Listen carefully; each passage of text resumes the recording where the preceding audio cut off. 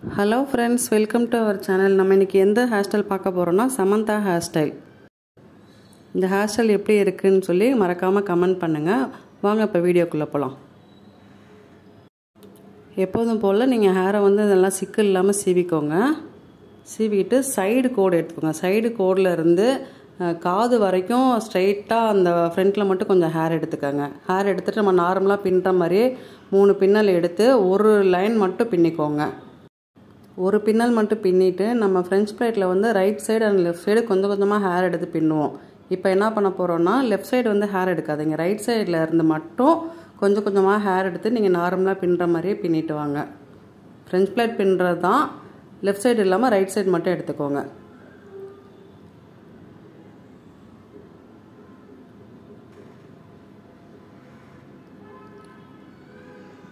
ஸ்டார்டிங்கில் எந்த அளவுக்கு ஹேர் எடுக்கிறீங்களோ அதே அளவுக்கு ஃபைனல் வரைக்கும் எடுத்துக்கோங்க.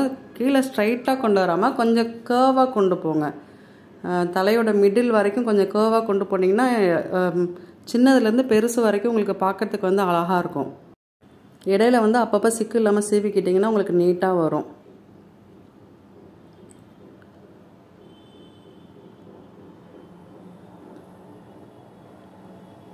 நல்லா பேக் சைடு வரைக்கும் ஹேர் எடுத்துக்கோங்க. ஹேர் எடுத்து நல்லா நீட்டாக பின்னிக்கோங்க.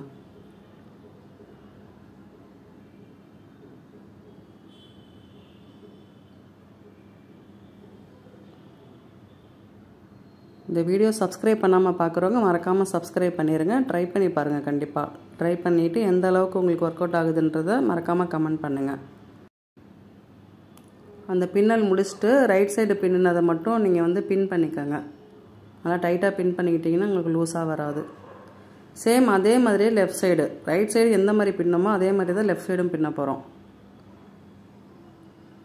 நீங்கள் லெஃப்ட் சைடு வந்ததுக்கப்புறமே நீங்கள் ரைட் சைடு வந்து ஹேர் எடுக்க மாட்டீங்க. லெஃப்டில் இருந்து கொஞ்சம் கொஞ்சமாக ஹேர் எடுக்கணும்.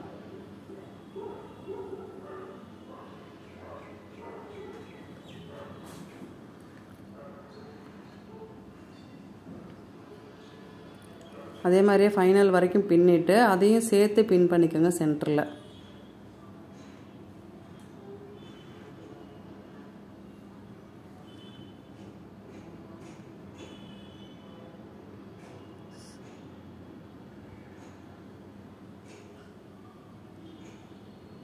நல்லா டைட்டாக பின் பண்ணிக்கோங்க. பாருங்கள் ஹேர் ஸ்டைல் வந்து நமக்கு எந்த அளவுக்கு சூப்பராக வந்திருக்குன்னு பாருங்கள். இது வந்து ஃப்ரீ ஹேர் விரும்புகிறவங்க ஃப்ரீ ஹேர்லேயே விட்டுக்கோங்க. ஃப்ளார் வச்சிங்கன்னா சென்டரில் வந்து ஃப்ளார் வச்சிங்கன்னா அந்த பின் தெரியாது, உங்களுக்கு ஹேர் ஸ்டைல் வந்து அழகாக இருக்கும். ஃப்ரீ ஹேர் வேண்டாம் நான் பின்னி போட்டுக்கிறேன் அப்படின்ற மாதிரி இருந்துச்சுன்னா ஸ்ட்ரைட்டாக பின்னுறதோட நீங்கள் ஹேரை வந்து சைடில் எடுத்து பின்னிங்கன்னா உங்களுக்கு வந்து ரொம்ப அழகாக இருக்கும். பட் சைடில் பின்னும்போது நார்மல் பின்னல் எடுக்காமல் சின்ன சின்னதாக எடுத்து பின்னுங்க. பூராஞ்சடைன்னு சொல்லுவாங்க பார்த்தீங்களா, அந்த மாதிரி சின்ன சின்னதாக எடுத்து பின்னினா தான் நீங்கள் மேலே பண்ணியிருக்க ஹேர் ஸ்டைலுக்கும் கீழே பண்ணுற ஹேர் ஸ்டைலுக்கும் உங்களுக்கு நீட்டாக இருக்கும். பாதியில் பேண்டு போடாமல் நல்லா ஃபைனல் வரைக்கும் பின்னிட்டு அடியில் கொஞ்சம் ஹேர் மட்டும் விட்டு பேண்டு போடுங்க. அப்போ தான் வந்து நமக்கு சமந்தா மேடமோட ஹேர் ஸ்டைல் வந்து ஃபுல்ஃபில் ஆகும்.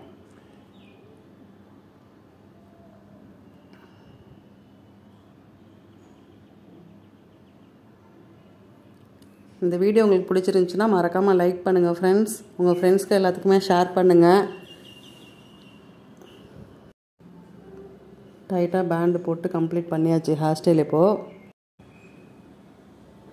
மறக்காமல் நீங்கள் ட்ரை பண்ணி பார்த்துட்டு எனக்கு கமெண்ட் பண்ணுங்கள்.